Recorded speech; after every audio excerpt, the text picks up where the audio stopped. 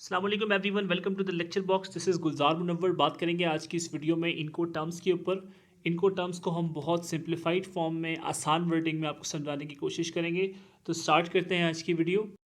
सबसे पहले अगर हम बात करें इनको टर्म्स होते क्या हैं, तो बेसिकली इनको टर्म्स इंटरनेशनल ट्रेड के रूल्स हैं जो डिफाइन करते हैं बायर्स के और सेलर्स की रिस्पॉन्सिबिलिटीज़ को in a global transaction, in a trade transaction, कि कौन कॉस्ट को कब बेयर करेगा, रिस्क किसकी तरफ कब शिफ्ट होगा, डॉक्यूमेंटेशन की रिस्पॉन्सिबिलिटी किसकी है।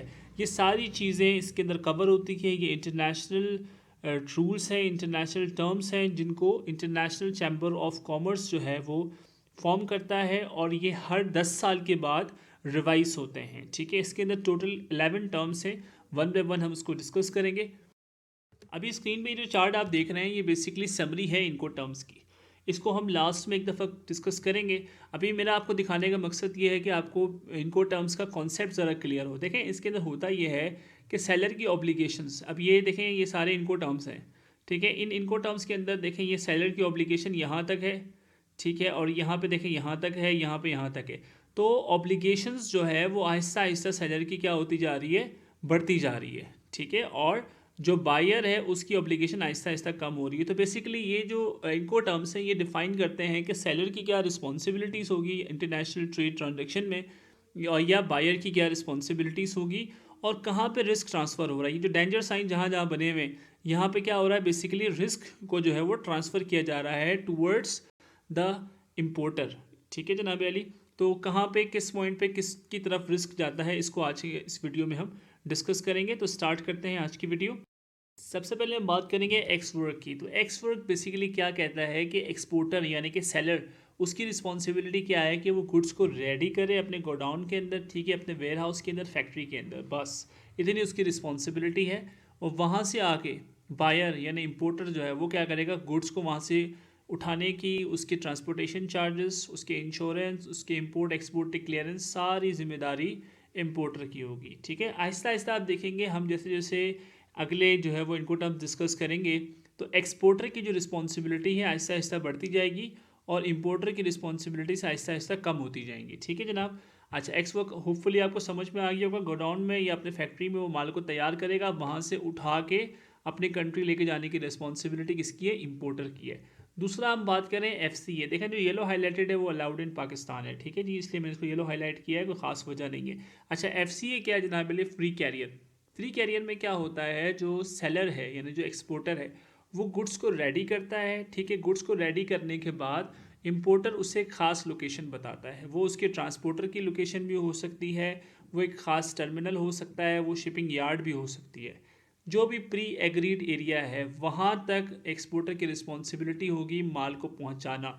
जब एक्सपोर्टर वहाँ माल पहुँचाएगा तो वहाँ पे जो माल रिसीव करने वाला होगा, चाहे वो एयरपोर्ट शिपिंग वाला हो, चाहे वो टर्मिनल वाला हो या ट्रांसपोर्टर हो, वो उसको एक एफसीआर इशू करेगा जिसको कहते हैं फॉरवर्डर कार्गो रिसिप्ट, कि भाई माल मुझे मिल गया है फलाना सेलर की तरफ से। ठीक है, उधर से आगे रिस्पॉन्सिबिलिटी आप किसकी शिफ्ट हो जाएगी, इम्पोर्टर के ऊपर। ठीक है, उधर से आगे ट्रांसपोर्ट, इंश्योरेंस, कस्टम क्लियरेंस, सारी जिम्मेदारी इम्पोर्टर की होगी। ठीक है, अब देखें एक्सपोर्टर की यहाँ रिस्पॉन्सिबिलिटी क्या थी, फैक्ट्री में माल तैयार करना। एफसीए में क्या हो गया, वो माल तैयार करके एक ख़ास लोकेशन पे पहुंचा देगा, बस उधर से आगे उसको शिप करवाना, उसको अपने कंट्री में लेके जाना, that's all responsibility of the importer. उसके बाद हम बात करें free along side ship. Free along side ship के अंदर क्या होता है कि पहले से ये चीज़ डिसाइड होती है कि शिपिंग यार्ड या एयरपोर्ट, शिपिंग यार्ड या टर्मिनल तक जो है वो माल आप पहुंचाएंगे। ठीक है, नियर द शिप यानी कि उसकी लोडिंग की जिम्मेदारी उसकी नहीं होगी, शिप तक आप पहुंचाओगे। इसमें और उसमें क्या फ़र्क है, इसके अंदर एफसीए में ये है कि शिपिंग यार्ड का तस्करा नहीं है, ख़ास टर्मिनल या एक बंदा जो ट्रांसपोर्टर है उस तक, या हो भी सकता है कि वो शिपिंग यार्ड भी हो, दोनों ऑप्शंस हो सकते हैं। लेकिन एफएएस में क्या है, स्पेसिफाई कर दिया है कि भाई आपकी ज़िम्मेदारी होगी कि आप अलॉन्ग साइड शिप यानी कि जहाँ से माल एक्सपोर्ट होना है वहाँ पे पहुँचाओगे। ठीक है, अच्छा यहाँ से आगे फिर इंपोर्टर की रिस्पॉन्सिबिलिटी होती है उसको लोड करना, ठीक है, उसको आगे लेके जाना। उसके बाद हम बात करेंगे एफओबी की, free on board. Free on board के अंदर क्या होता है, गुड्स को शिप के अंदर लोड करने तक की जिम्मेदारी एक्सपोर्टर की होती है। अब इन चारों के अंदर अगर मैं एक दफ़ा दोबारा क्विकली रिव्यू कर दूं ताकि आपको कॉन्सेप्ट क्लियर हो, यहाँ पे क्या हुआ, एक्स वर्क में माल तैयार हुआ, यहाँ तक की जिम्मेदारी एक्सपोर्टर की है, ठीक है। माल तैयार है, उसकी फैक्ट्री में पड़ा हुआ है। एफसीए में क्या, एक ख़ास ट्रांसपोर्टर या एक ख़ास लोकेशन तक आपको बता दिया है कि यहाँ माल पहुँचा दो, बस, ठीक है। एफएएस में क्या है, लोकेशन स्पेसिफाई कर दिया है कि भाई आपने शिप के अलॉन्ग साइड पहुँचाना है। एफओबी में क्या है, पहुँचाना भी है और उसको ऑन बोर्ड भी करना है, ठीक है। ऑन बोर्ड करने से आगे आगे का किराया, उसकी इंश्योरेंस, ठीक है, एवरीथिंग आफ्टर लोडिंग, उसकी कस्टम क्लियरेंस, वो सब भी किसकी जिम्मेदारी हो गई, इंपोर्टर की जिम्मेदारी हो गई। आई होप कि आपको ये 4 इनको टर्म्स आसान सलीस अल्फाज में समझाने की कोशिश की है, समझ आ गई होगी।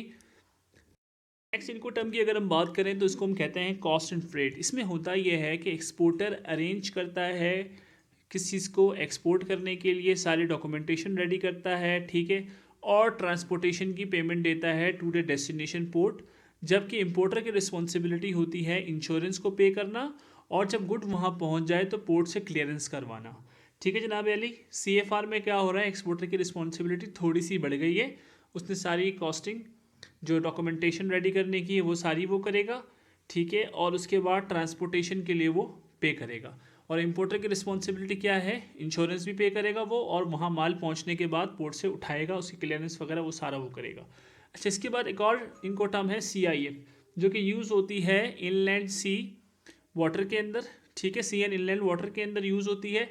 अच्छा, इसके अंदर होता क्या है, कॉस्ट एंड फ्रेट वाली चीज़ ही है ऊपर, यानी कि डॉक्यूमेंटेशन सारी वो रेडी करेगा और किराया भी देगा और प्लस इंश्योरेंस भी देगा टू द डेस्टिनेशन पोर्ट, ठीक है। देखो आहिस्ता आहिस्ता हम रिस्पॉन्सिबिलिटीज़ जो है वो सेलर की बढ़ रही है, आप अगर इस चीज़ को ऑब्जर्व कर रहे हो, ठीक है। उसके बाद क्या है जनाब अली, इंपोर्टर की रिस्पॉन्सिबिलिटी क्या है, take risk after goods are on ship, handle import clearance, ठीक है जनाब अली।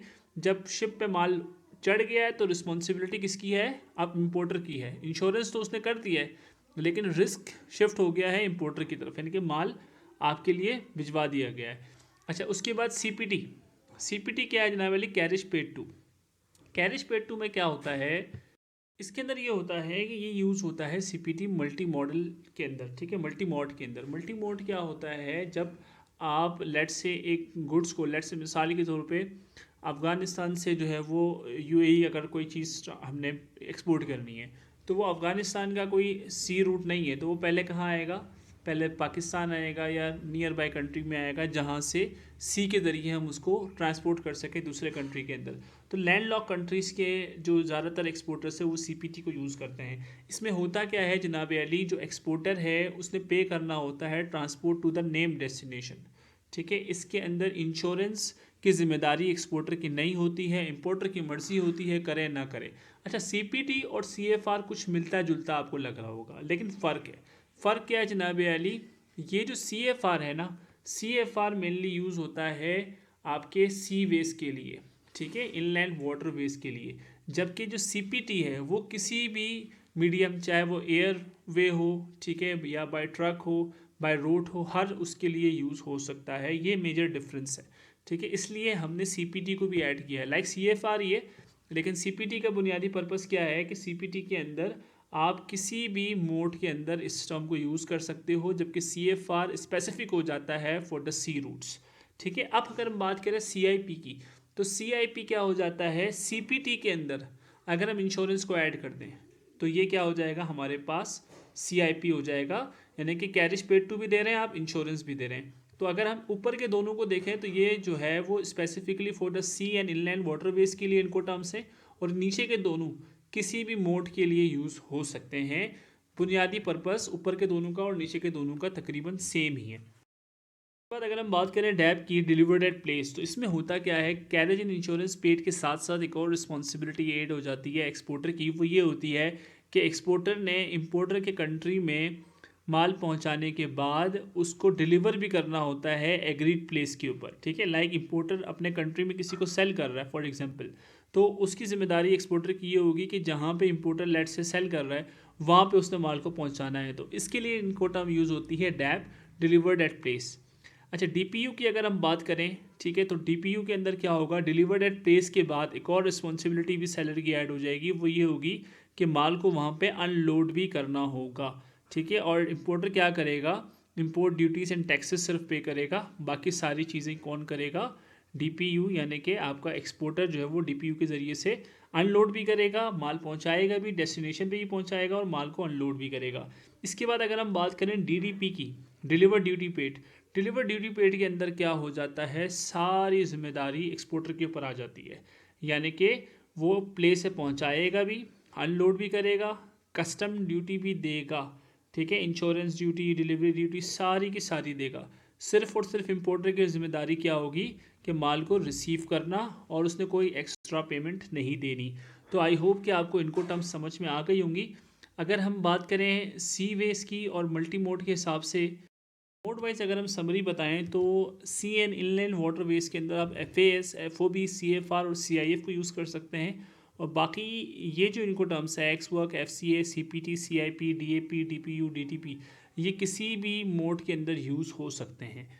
अच्छा, इसके बाद अगर हम बात करें कि अलाउड कौन कौन सी है पाकिस्तान के अंदर, चैप्टर 13 के हिसाब से जो पाकिस्तान के अंदर इंपोर्ट के लिए अलाउड इनको टर्म्स हैं वो एफ ओ बी है, एफ सी ए है, एफ ए एस है, सी एफ आर और सी पी टी है। ये सारे येलो हाईलाइटेड थे अभी स्लाइड्स के अंदर।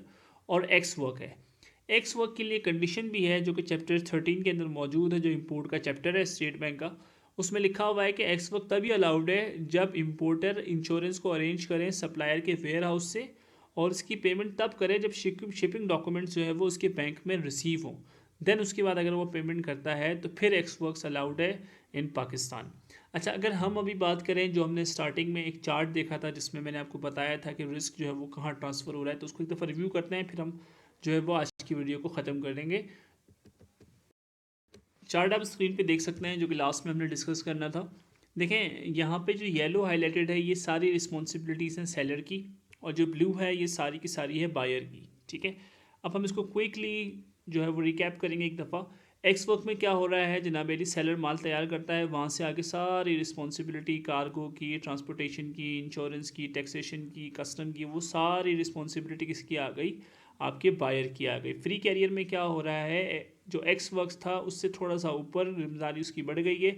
माल तैयार होने के बाद उसने एक स्पेसिफिक लोकेशन पे माल को पहुंचाना है, ठीक है। वो शिप भी हो सकती है, वो कोई सेलर की तरफ से जो है वो बायर की तरफ से किसी एजेंट के पास उसे पहुंचाना हो, वो भी हो सकता है जिसके थ्रू वो माल को शिप करेगा। तो कोई भी लोकेशन हो सकती है। लेकिन एफ में क्या हो जाता है, स्पेसिफाई हो जाता है कि अलॉन्ग साइड शिप ही आपने पहुंचानी है।